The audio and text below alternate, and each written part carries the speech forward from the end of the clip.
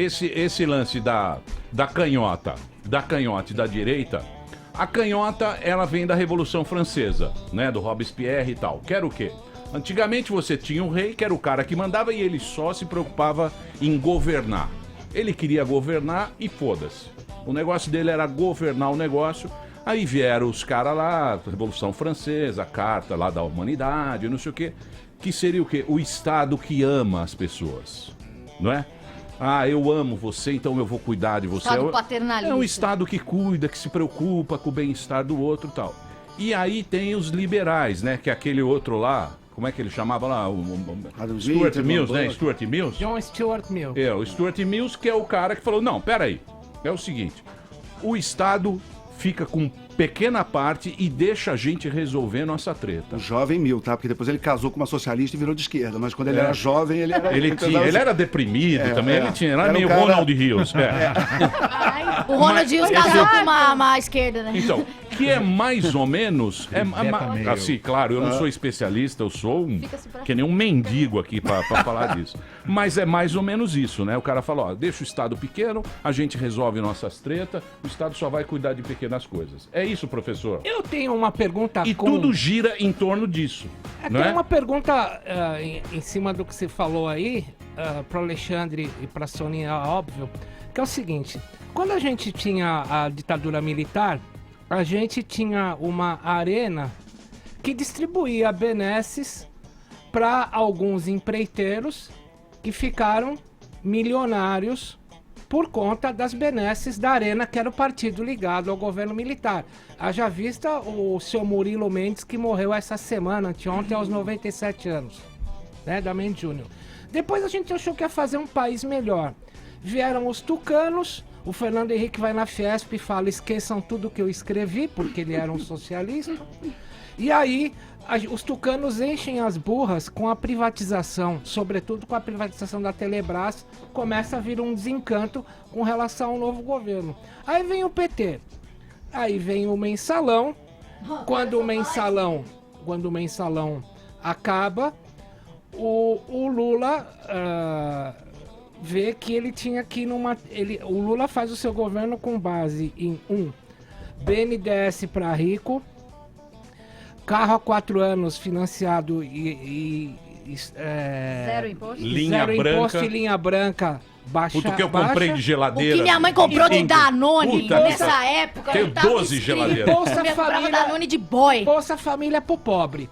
O esquema BNDES detona o PT na Lava Jato, vem o governo Temer e também é detonado por um pedacinho da tríade que o Lula criou, que era do BNDES. Já que todos esses governos, começando no fim da ditadura, eles nos trouxeram tantas decepções com relação ao caixa do qual se cevavam de milhões, a gente talvez agora tenha pela primeira vez um Brasil muito novo, por causa da limitação das doações para as campanhas. A pergunta para vocês finalmente é... Que oração? Como é que... Abacate ou avocado? Como é que o sistema político... Biscoito não é bolacha. Como é que o sistema político vai sobreviver sem um grande esquema, como todos os governos nos últimos 30 anos? Como é que sobrevive sem o mecanismo? Vamos lá. Bom, primeiro só a República das Empreiteiras começa um pouco antes com Juscelino Kubitschek, a Constituição de Brasília, eu acho, né? Normalmente os militares tomam essa fama e eles merecem, de certa forma, mas a primeira grande farra de empreiteira do Brasil, que a gente paga até hoje, é a Constituição de Brasília. Eu, que sou do Rio de Janeiro, gostaria que a capital nunca tivesse saído de lá, continuasse. E a primeira grande farra de dinheiro foi essa. E realmente, você tem um Estado muito grande, metido na vida das pessoas e... Evidentemente, eu acho que tem que diminuir o tamanho do Estado, porque eu não quero nem uma ditadura contra mim, nem a favor. Quer dizer, eu não quero o Estado grande nem para empurrar as ideias que eu não gosto, nem das ideias que eu gosto. Então, eu vou estar sempre aqui defendendo que a gente, em algum momento, tem que desmontar esse Estado enorme que tem o poder. Você tem um burocrata em Brasília, por exemplo, no MEC, decidindo que tipo de aula do currículo do professor do Acre, do Rio Grande do Sul. Isso é uma bobagem. A gente tem que descentralizar, botar o poder de volta para os estados, para os municípios locais, que você ali na realidade, o sujeito que está no Acre, ou que está no Rio Grande do Norte, ou que está em Altamira, ou que está em Bagé, ele sabe melhor o que é o que precisa de educação, de saúde, do que o burocrata de Brasília.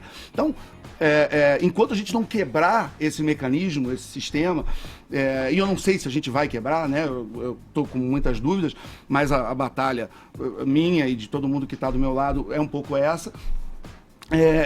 A gente nunca vai sair desse negócio, vai trocar nomes, vai trocar lados, vai entrar o Coxinha, o Mortadela e tal, mas é muito dinheiro, é muito poder, e sempre quando você tem alguém que pode criar dificuldade, ele vai vender facilidade, né? Então, independente das pessoas. Então, o caminho é realmente desmontar o Estado, do tamanho que é. Você acha, Soninha? Eu acho que a corrupção, desvio, os esquemas todos, eles não são necessariamente consequência de um ou de outro. Quer dizer, não, com menos Estado tem menos burocracia, menos gente para corromper. Ok, é uma linha. Mas também com mais Estado, teoricamente, você tem mais mecanismos de controle. E, enfim, o desvio, ele vai sempre procurar brecha. Então, eu não vejo a corrupção associada ao peso excessivo do Estado, necessariamente. Agora, a concentração excessiva, sim. Você pode ter um Estado super enxuto, uma economia super liberal, super desregulamentada, e ainda assim, se você tem decisões concentradas na mão de algumas pessoas, muito concentradas, aí você dá o campo pro desvio. Como é que a gente vai conseguir controlar de verdade uma obra do tamanho de uma transposição do São Francisco, de uma usina de Belo Monte? Então, quer dizer, se o Estado é liberal ou de esquerda, socialista, porra, você decide fazer uma obra, você tem o direito de tomar uma decisão dessa envergadura.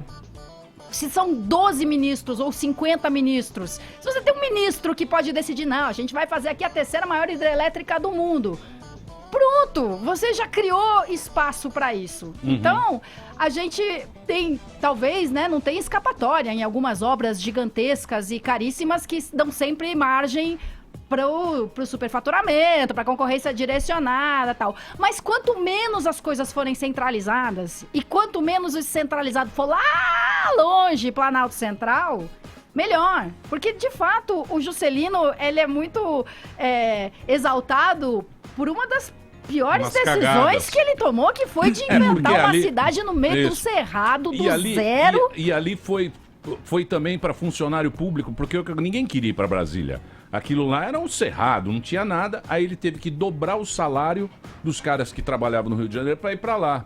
Então o cara com a mulher, ele foi para lá, ele quadriplicou. Eu nem pelo dobro eu ia. Ele quadriplicou o salário, que era a maneira de fazer mesmo que fosse megalomania. Se fosse no Rio, o Rio não tinha desmilinguido como desmilinguiu. Agora, não é porque tá mais perto também que funciona melhor. Haja vista o próprio Rio de Janeiro e o caos em que se encontra. Então não é dizer assim, não, se a capital fosse aqui mais perto e não tão lá isolada de tudo, estaria melhor. Também não é garantia de nada. Eu não tô falando só da localização geográfica, também estou, mas é o fato de que, de fato, hoje, a maior parte do dinheiro público está nas mãos do governo central, do governo federal, da União. É ridículo, tipo assim, São Paulo é uma cidade riquíssima. O que a gente produz aqui de imposto de operação financeira, Brasília sem escala. O imposto, né, o imposto sobre operação financeira, sobre o mercado financeiro, não fica no município, não vai para os cofres da Prefeitura de São Paulo. As contribuições, né, PIS, COFINS, uma boa parte o IPI não é imposto municipal. Então a gente gera aqui, produz aqui, paga aqui, né, recolhe aqui. E o governo central, com 50 ministérios ou 5... tem muito dinheiro. Se a gente não fizer melhor essa distribuição do dinheiro, seja qual for o tamanho do Estado, ele será um problema. Então é onde vai ser colocado o dinheiro. Ele, pra variar o dinheiro, Sempre é o que manda, né? Pra variar o dinheiro.